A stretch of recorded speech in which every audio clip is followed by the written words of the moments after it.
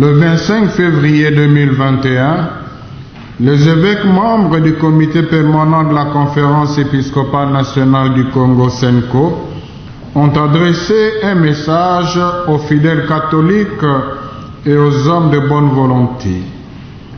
Dans cette adresse, les pères évêques se sont penchés, entre autres, sur la situation sociopolitique, sécuritaire et humanitaire de la République démocratique du Congo. S'agissant de la situation sociopolitique, les évêques membres du comité permanent ont recommandé au gouvernement de tout mettre en œuvre pour gagner le pari de l'organisation des élections crédibles, transparentes et apaisées en 2023 et pas plus tard. Cette recommandation a suscité des réactions diverses allant jusqu'aux insultes, médisances et menaces contre certaines personnalités de l'Église. Pourtant, conformément à son rôle prophétique de veilleur, la SENCO n'a fait qu'un simple rappel de quelques dispositions des articles 70, 103, 105, 197, 198 de la Constitution de la République démocratique du Congo, qui détermine la durée et le nombre de mandats du président de la République, des députés nationaux, des sénateurs, des députés provinciaux ainsi que des gouverneurs et vice-gouverneurs.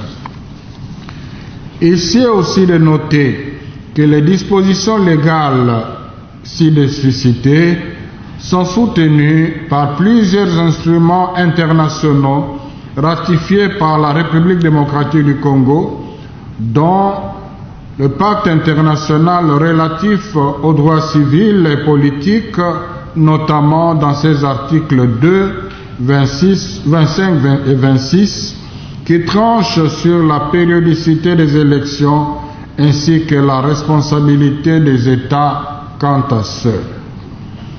Toutefois, la SENCO est satisfaite par le fait que sa déclaration, du moins en ce qui concerne la situation sociopolitique, ait éveillé l'attention de toutes les parties prenantes au point que cette question qui était engloutie par la requalification de la majorité au Parlement refait surface. Sur ce point, il convient de féliciter le bureau de l'Assemblée nationale pour avoir aligné prioritairement les matières qui touchent à la planification des élections lors de la session parlementaire en cours. Nous espérons, bien que le député ainsi que le sénateur auront hâte d'en finir le plus tôt que possible pour que l'équipe de la CENI qui sera mise en place ait suffisamment de temps pour la planification des opérations électorales. Excellences, Mesdames et Messieurs, distingués invités, les élections répondent aux principes clés de la doctrine sociale de l'Église catholique. Celle-ci apprécie à sa juste valeur le système démocratique dans la mesure où il assure la participation des citoyens aux choix politiques et garantit aux gouvernés la possibilité de choisir et de contrôler leurs gouvernants ou de les remplacer pacifiquement lorsque cela s'avère opportun. L'aboutissement heureux d'un processus électoral est fonction de la participation plus responsable de l'ensemble des parties prenantes, chacune selon ses prérogatives. En ce qui concerne la SENCO, fidèle à sa mission et solidaire des aspirations du peuple, elle réaffirme avec force, à travers cette petite manifestation, son engagement à préparer le peuple congolais et à accompagner ses dirigeants pendant cette période qui précède la tenue des élections de 2023. Voilà pourquoi nous lançons ce jour la feuille de route électorale intitulée Agenda 23. Celle-ci contient une série d'activités planifiées pour être menées d'ici février 2024, conformément aux étapes d'un cycle électoral. Nous tenons à ce niveau à apaiser les cadres et les militants des partis politiques et regroupements politiques sur le fait que l'agenda pour les élections 2023 de la SENCO n'est pas une feuille de route pour combattre les acteurs politiques. Il est en fait un programme planifié pour mobiliser la population autour de la question électorale afin que de son vote arrivent au pouvoir des personnes et programmes qui répondent à leurs aspirations. L'agenda pour les élections 2023 en RD Congo que nous lançons ce jour prévoit aussi des activités de plaidoyer et de médiation pour pallier aux problèmes ainsi qu'aux conflits qui surviennent souvent chaque fois que le pays s'engage dans le contexte électoral.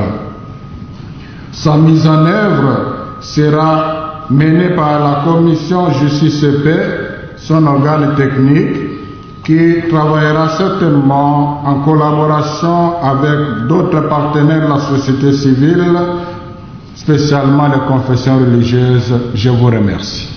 Mesdames et messieurs, depuis quelques semaines, la situation politique de la République démocratique du Congo se focalise essentiellement autour des deux sujets majeurs: la formation d'un nouveau gouvernement censé répondre aux attentes de la population congolaise et la nécessité de préparer les échéances de 2023.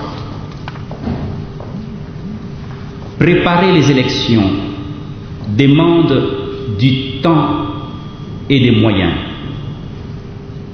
Il revient donc aux différents acteurs du processus électoral, les partis politiques en tête, de s'impliquer réellement dans les différentes phases de ces processus. Toutes les parties prenantes au processus électoral doivent organiser leur agenda de telle sorte que le délai constitutionnel soit respecté. En ce qui concerne les élections, le fait de rappeler l'exigence du respect des dispositions constitutionnelles et légales ne doit pas être interprété comme une forme de pression sur tel ou tel autre camp politique, mais il s'agit plutôt de faire comprendre à tous notre responsabilité commune comme citoyens congolais de sauvegarder les acquis de notre jeune démocratie et de garantir la régularité du processus électoral. En effet, dans tout état de droit, l'autorité des pouvoirs publics ne peut être fondée que sur la volonté du peuple exprimée à la faveur d'élections sincères, libres et régulières, c'est-à-dire tenues périodiquement au suffrage universel. Il revient donc à l'État d'adopter, conformément à sa procédure constitutionnelle, les dispositions législatives et autres mesures nécessaires pour garantir les droits et le cadre institutionnel permettant la tenue d'élections. Concrètement, le peuple congolais attend du Parlement de répondre à la question du cadre légal des élections, c'est-à-dire de voter des réformes électorales prioritaires, tout en évitant que ces réformes n'entraînent un retard dans l'organisation des élections. Et pour paraphraser le président sortant de la CENI, il est bon de comprendre que les questions politiques sont flexibles et les solutions peuvent rapidement être trouvées, alors que les questions techniques sont rigides. En accumulant le retard dans la préparation des élections, on hypothèque leur tenue à la date prévue. Au prochain gouvernement de la République, il revient de rationaliser le financement des élections avec un plan de décaissement réaliste. À la société civile, il revient de contribuer à la formation du peuple, c'est-à-dire l'aider à comprendre les enjeux de la démocratie, le sens des droits et devoirs des citoyens, le sens du bien commun et l'amour de la patrie. Pour contribuer justement à la formation du peuple, Justice et Paix Congo présente ce matin une feuille de route, un agenda citoyen détaillé de mise en œuvre des activités censées aboutir pacifiquement à des élections présidentielles, législatives, provinciales et sénatoriales à la fin de l'année 2023. Permettez-moi de formuler mon vœu le plus sincère au nom de Justice et Paix Congo, que cette feuille de route que nous publions aujourd'hui apporte réellement une contribution positive à la consolidation de la démocratie congolaise, de la paix et de la cohésion nationale. Qu'elle soit accueillie comme un instrument de travail et d'échange dans un esprit de tolérance et de respect mutuel permettant l'émergence d'une authentique culture démocratique chez tous les citoyens.